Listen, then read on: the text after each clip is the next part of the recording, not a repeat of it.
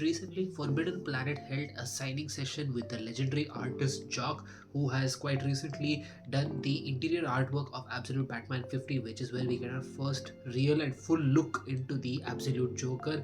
And man, when I looked at the first look of Absolute Joker, I was like, speechlessly horrified, and Batman is cooked for sure. I mean, he's getting like Superman level villains, and Darkseid is Simon, who's really just pissed off with him. And Jason Todd, if you're there in this universe, just don't come into this universe because Joker is going to eat you alive. He's not going to let you live to have trauma. So when I saw that he was going to be there for the signing, I knew I just had to be there and get my issues signed by him. So guys, I arrived an hour early at around 4, and I got in queue around 4:30 after picking up the issues that I wanted to get signed by him.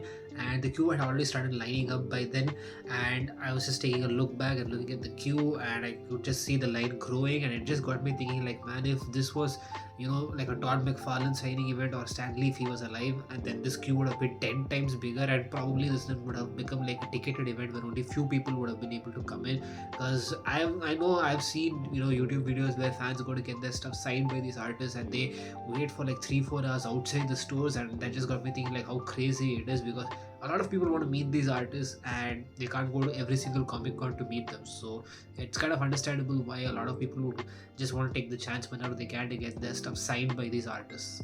And while I was just standing in the queue, I started striking a conversation with another guy in the queue there, and we just started talking about how the comics are going recently, what we're getting signed and whatnot. And then the conversation just leads to like where he says that he works at Warner Bros. And like he's currently working on Batman 2. And I was like, damn, what the hell, man? And then I was like, much if you're going to name the inside scoop means, let me know. After that, 50-50 will split off.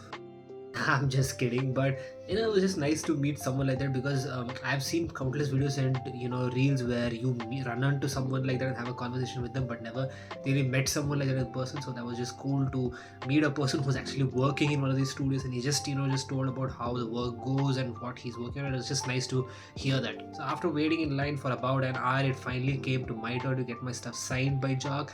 And I met him, and I just told him like how I love his artwork, and I told him that how stunned I was when I looked at the reveal look of the Joker, and he was like, yeah, even I was horrified as well. And so that was just so cool. First up, I got this cover that was done by Jock himself, and as you can see, it's signed by him.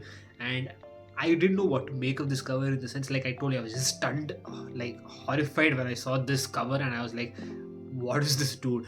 And it's just the simple black and this bloody figure here. It encapsulates it all, and it's got a neat Jock cover over here. I got one more because I'm going to give this to a friend of mine. And last but not least, I got the cover A signed and remarked by him. As you can see, this has my name over here, and it's got a nice Batman remark over here as well. So I have this awesome, very first personalized comic in my collection now, which is neat and awesome.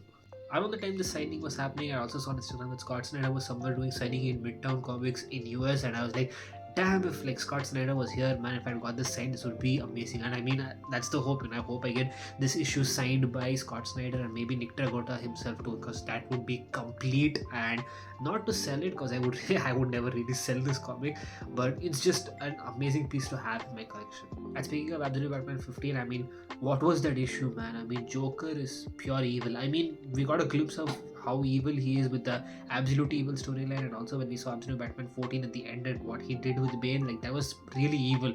But this is like sinisterly horrible. I mean, if you have read this issue, I'm not going to spoil it for you, but it just shows that Absolute Joker is a pure monster, and I have seriously no idea how Batman is going to face off against him, and I really cannot wait to see when that face off happens between these two guys. If you like this video, be sure to hit the thumbs up button and then share this with your friends. You can subscribe to the channel and stay tuned for more such videos. I would deeply appreciate the support, guys, and I will catch you guys next time.